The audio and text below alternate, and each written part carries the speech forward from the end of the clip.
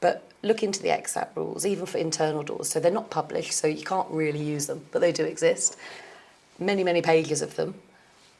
There are whole parts of that standard where there are gaps, where it omits something, and it doesn't do it through intent.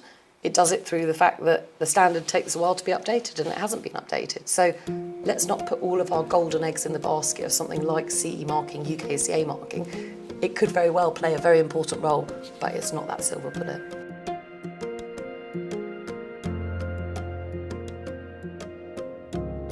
In a post-Brexit world, where the UK has, can it be controversial, taken on the completely unnecessary UKCA mark, fire doors still don't have a standard to be manufactured to. In Europe, they're working towards something, so CE marking at some point in the future will be possible for fire doors. For an interior fire door. Yeah. With all sorts of... We can do external fire doors correct, now, correct. But internal is much more the question for us, Chris, here, yeah. Yes, yes, thank you. Sorry. I'm thinking the way to get a CE mark, and ultimately probably a UKCA mark if we do go down that route still, for construction products, will be to check the compliance of a complete door set. So that's a leaf fully manufactured with the veneers, etc., the mouldings on it, hung in a frame on hinges or pivots with a latch and a door closer, and with the glazing already installed, etc., etc. A completely finished door set.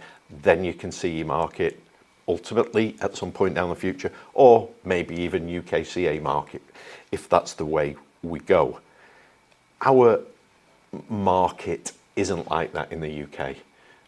We generally don't supply, certainly in the timber area, complete door sets. I can go to a warehouse down the road and buy a door leaf, and then walk round the corner and buy a door frame and some hinges, put it together and make a door set on site. That's usually where the fire performance of a door set comes together on site when the thing's assembled. Well, that's when it's got to work, isn't it? Exactly. Assembled as that system on site, yeah. So what we've spoken about this many times. I've spoken about it to the BWF and the certification schemes many times. How can we close that loop on assembled doors being made on site and using inappropriate materials?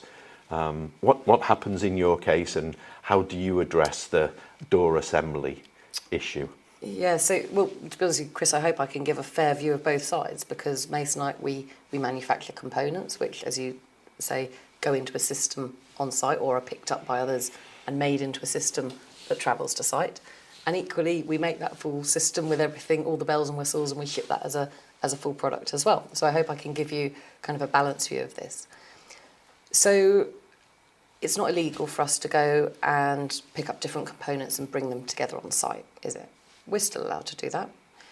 Equally, it's not illegal for us to go and pick up a door set and put that whole system on site. But I'm going to step out of my shoes for a moment here, and again, I'll step into the shoes of maybe a different role in this. Yeah. If you're the person on that site that's actually got to bring that together and prove it to somebody, are you going to want to have a stack of test reports and paperwork because you've bought all of those components together, because you've tried to save yourself a little bit of money, maybe that was the objective, who knows?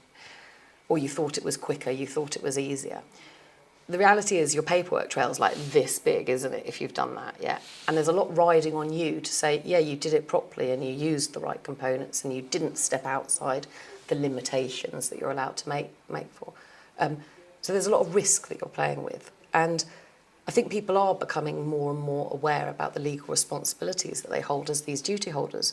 So if you're putting your neck on the block, what's the simplest route? Yeah, and we talk, maybe there is this component here, I'm sorry to play on the word of component, but there's a component of simplicity. You asked me before about that chain, and we talked when we talk about like manufacturer to resident, and I said, well, I wish it was a black and white chain.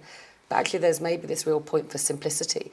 Why jump through all of those hoops trying to prove that you've brought together this system that you've made? Why wouldn't you want to have it under one system and direct route right back to the manufacturer? So all of a sudden this intricate web that we've described with products going off in all directions, that's a much straighter route. So it's not just easier for you to maybe select the product which is fit for purpose depending on your building, depending on your needs. Yeah, so it would help you to maybe more quickly make sure that you've got a system there that is suitable for your purposes. But think about that value that it will actually maybe bring you through that lifetime of the product. We don't walk away from our fire doors and never think about them again. So even the installer, even the inspector, people are going to be going back again and again and again. Do I want to give the next person in the chain a really difficult job of having to navigate and traverse their way through lots and lots of different paperwork trails and lots of different bits of traceability to be able to prove that the system works? I hate, gosh, Chris, I think we all want an easy life, but that's a joke. But, as I say, if your neck is on the block, are you prepared to play with these levels of risk and complexity? Yeah, I mean, that makes absolute sense. I also, to simplify the supply chain and actually then to provide, someone questions it, to say, I've done as good as I can, I've got a door set, rather than, well, I got a frame from them and I relied on the joiner to bring it together on site and provide me with a fire door. He's to blame. Well, that's not going to work. So, back to the blame game. Yeah, okay, but actually, so, Chris, I wouldn't... If we step back in reality, to reality now, products do travel in both different ways. One thing we might need to just think about, and for everyone to keep in their minds, is, does it really matter how a product got there? It's that it's got to work with that system on site when it's installed. So it's that system. Are you going to be that person? And Chris, I was just going to say, it's not okay, is it, to just stand there and say, I did everything I could. I really went for best practice, whatever that may be, because we'd need another 4 hours to talk about that. We'd need to define it so everybody knows. Chris, I'd turn around and I'd say, and prove it to me. So prove that you did everything. Demonstrate to me that you did. And you might do that through documentation. You might do that through a nice paperwork trail of something else. I'm talking about evidence here. I'm not just talking about opinions. Sure. Someone's, So again, some really, really interesting sort of ways to think about it. And, just to bring back to your original point, we were talking about CE marking, UKCA marking. I looked 2 weeks ago and I'm pretty sure it's still UKCA if you're a construction product. So it is. we may be down this route. But not for internal fire doors. But not for internal fire doors. I think that there is, again, gosh, can't we understand it, why people are looking for these silver bullets that would solve everything magically? There's a unicorn, there's a magic wand, it's solved, yeah. We're simply not there, are we? And CE marking or UKCA marking, following the EXAT rules, these standard rules that everyone's got to follow, I'm afraid it's not going to be a silver bullet either. It could be very well part of that pie, yeah, but look into the EXAT rules, even for internal doors. So they're not published, so you can't really use them, but they do exist. Many, many pages of them. There are whole parts of that standard where there are gaps, where it omits something, and it doesn't do it through intent. It does it through the fact that the standard takes a while to be updated, and it hasn't been updated. So let's not put all of our golden eggs in the basket of something like CE marking, UKCA marking. It could very well play a very important role, but it's not that silver bullet.